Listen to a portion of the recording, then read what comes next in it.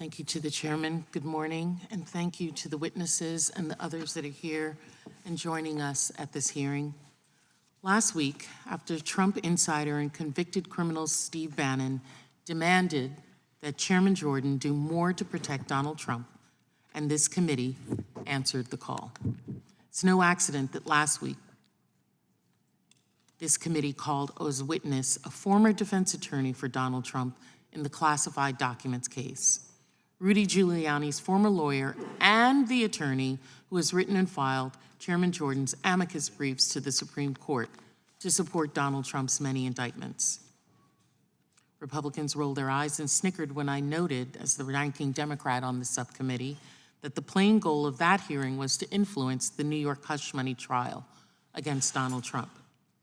Just so the public is clear how closely this committee is trying to link Donald J. Trump's criminal and civil matters and use this committee to act as outside defense special counsel, 2 days ago, Robert Costello, a Republican witness from last week's hearing, was called by Donald Trump as a witness for the defense in that very trial and used his same manic, rambling testimony that he gave in this subcommittee.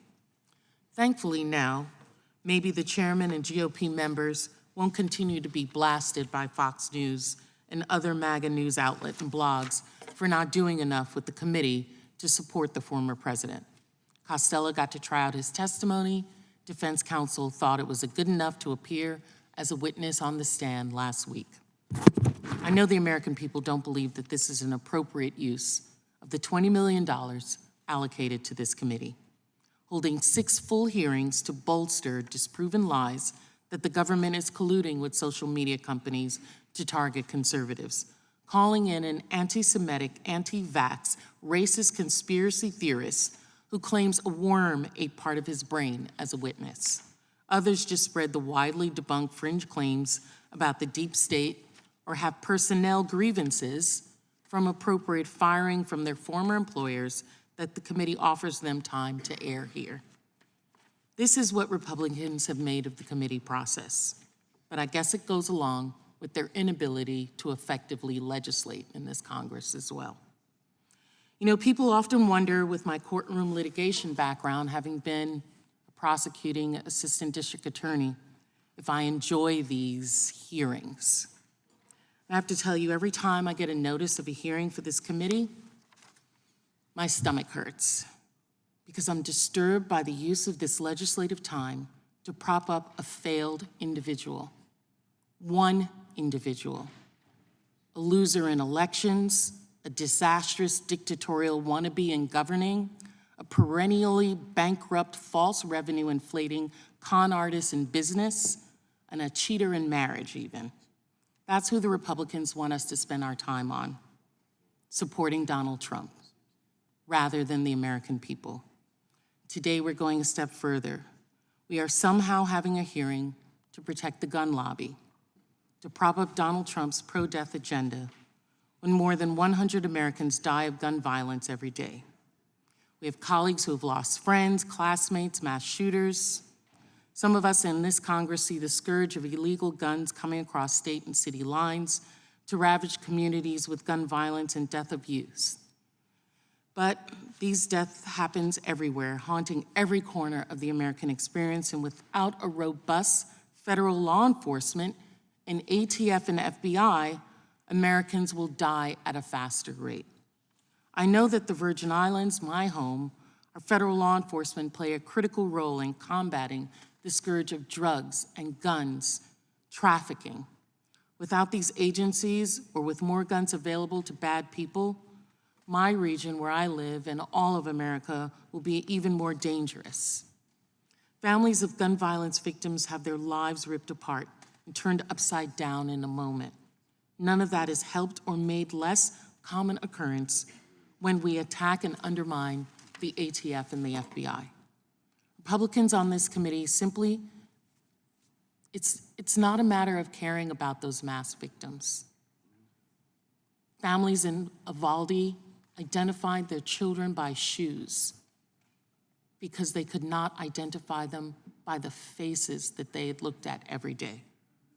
It's easy to become desensitized in politics, but if that doesn't hurt you, if you don't feel anything for that, God help us all.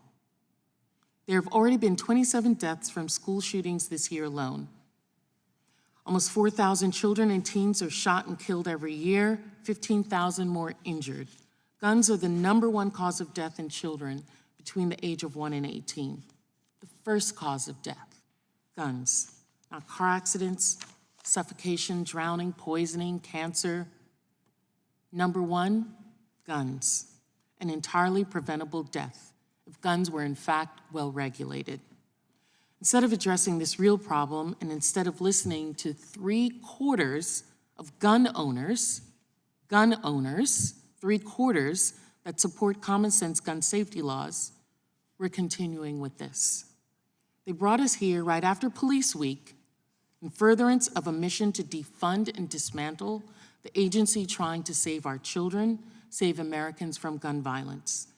The ATF is a central agency dedicated to stopping the source of gun violence.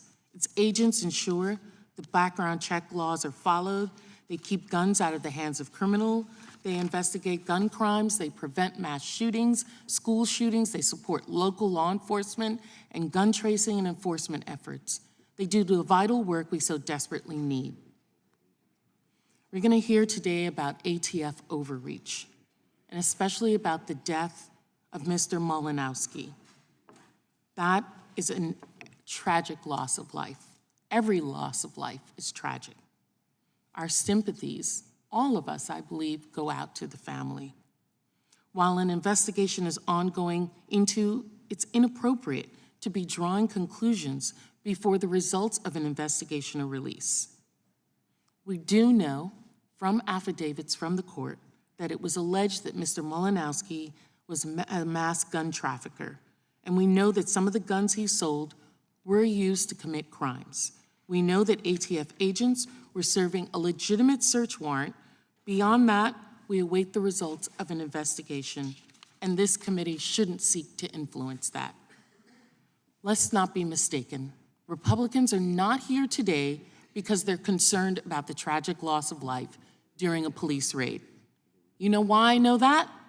Because they have not uttered a word about a Florida deputy shooting and killing Senior Airman Roger Fortsman in his apartment just a week ago. You know why I know that? Because they don't say anything. They don't say the name Breonna Taylor, who in 2020 was shot and killed in her home through an inappropriate police raid. They don't want to talk about the gun violence impacting communities or how across the country, a Black American is shot and wounded every 11 minutes. They don't want to talk about the interstate gun trafficking that's fueling violence in Illinois, where on an average, someone is killed every 6 hours with a gun, and where Black individuals are 38 times more likely than white individuals to die by gun homicide, triple the national average. So while homicides dropped by 13% in Chicago last year, that doesn't mean that people aren't still dying. Those victims deserve to be more than statistics.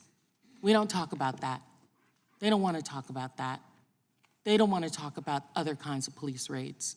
They want to talk about this police raid on Mr. Malinowski because it fits their narrative about how to dismantle the ATF. That's what this is about. Don't let them fool you. They don't care. And when they do care, it's not about every American. It's only about a specific type of American that they're concerned about those deaths. Because I don't hear those other names being called by them. Ms. Sampson, Mr. Graham, I want to thank our witnesses for being there today. Ms. Sampson, your expertise and vast experience in gun violence prevention spaces is truly impressive. I'm confident it will be invaluable as we examine those issues here today. Mr. Graham, I'd also like to thank you for your more than 37 years of public service at the ATF. I guess I will be enlightened as to why you've begun getting paid by the very gun lobby fighting ATF's work. I want to thank the other witnesses. I would ask all four of you today in your testimony answers to remember something. As we engage in this hearing, in the 3 or so hours we'll be sitting here before us, more than a dozen Americans will lose their lives to gun violence. It's a somber but necessary reminder of the gravity of what we discuss here today and what's really at stake. I yield back.